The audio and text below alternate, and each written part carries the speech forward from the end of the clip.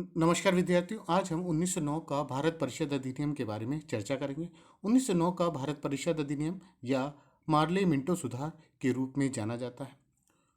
भारत में Lord Curzon की दमनात्मक नीति के कारण भारतीय जनता ब्रिटिश शासन व्यवस्था से अत्यंत दुखी व परेशान थी। 1906 में ब्रिटिश शासन व्यवस्था की जो बागडोर है वह उदारवादी दलों के हाथ में आई और उदारवादी दल ने स्वतंत्रता व स्वायत्ता के आधार पर शासन करना प्रारंभ किया। लॉर्ड मिंटो और लॉर्ड मार्ले की नियुक्ति भारत में हुई और उन्होंने भारत में प्रशासनिक सुधार का प्रयास किया गया। भारत में प्रशासनिक सुधार के आधार पर सर अरुंडले की अध्यक्षता में एक समिति का गठन किया गया।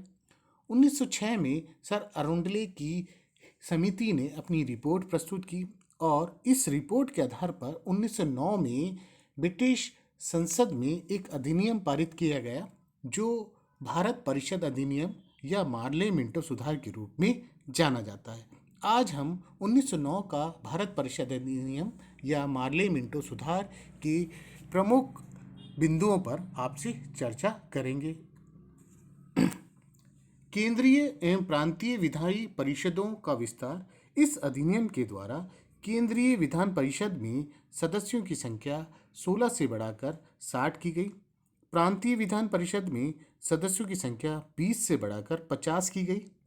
संयुक्त प्रांत में सदस्यों की संख्या 15 से बढ़ाकर 60 की गई।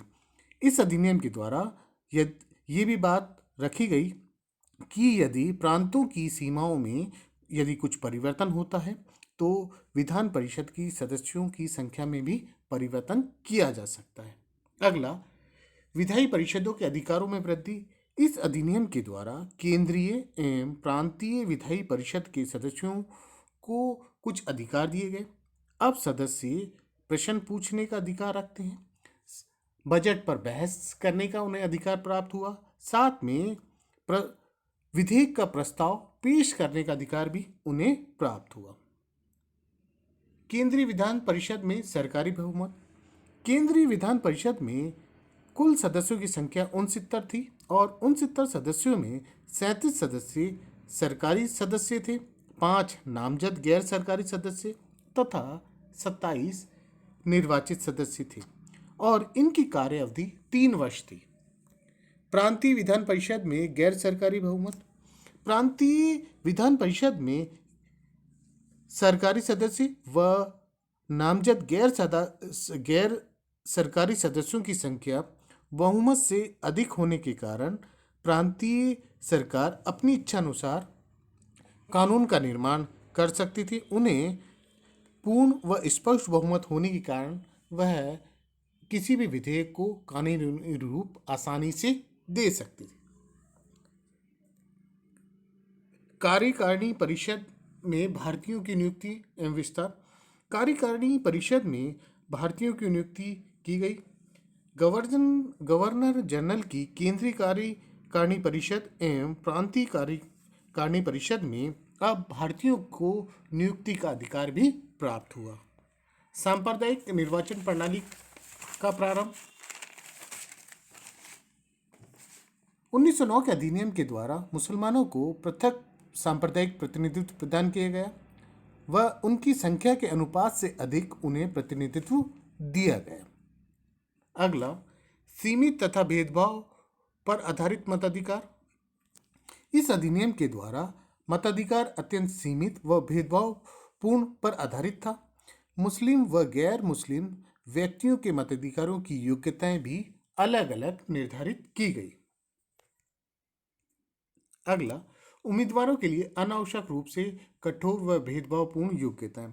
इस अधिनियम के द्वारा उम्मीदवारों के लिए अनावश्यक रूप से कठोर व भेदभावपूर्ण योग्यताएं निर्धारित की गई।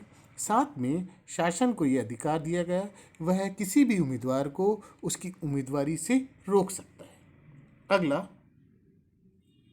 भारत के कुछ भागों को प्रतिनिधित्व से वंचित।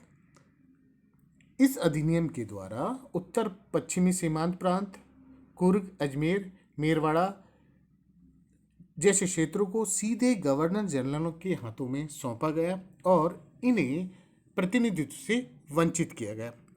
अतः 1909 का जो मार्ले मिंटो सुधार अधिनियम या भारत परिषद अधिनियम है, इस अधिनियम में केंद्रीय विधान परिषद की सदस्यों की संख्या में वृद्धि की गई और इनके सदस्यों को कुछ विशेष अधिकार दिए गए। सांप्रदायिक निर्वाचन प्रणाली की व्यवस्था की गई।